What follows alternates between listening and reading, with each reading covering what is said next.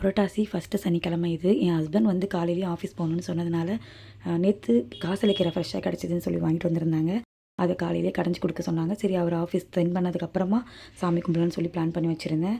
3 வேளையுமே காசளிக்கீரை கடைஞ்சி கொடுத்தோன்னே என் ஹஸ்பண்ட் நல்லா சாப்பிடுவாங்க. கீரைனா அவங்களுக்கு ரொம்ப பிடிக்கும். எனக்கு ஆப்போசிட் அப்படியே. நாங்க வந்து 3வது சனி அப்படி இல்லைனா 5வது சனி தான் தழுக போட்டு கும்பிடுவோம்.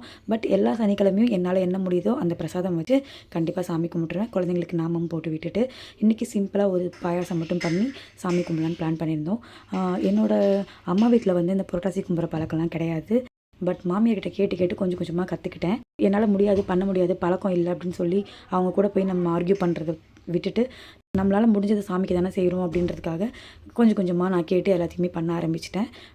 எனக்கு வந்து ஆர்கியூ பண்ணுறது, சண்டை போடுறது எதுவுமே பிடிக்காது. என்ன சொன்னாலும் சரின்னு கேட்டுட்டு நல்லதுன்னா கண்டிப்பாக பண்ணுவேன். வீடியோ பிடிச்சிருந்தா சப்ஸ்கிரைப் பண்ணிக்கோங்க. தேங்க்யூ.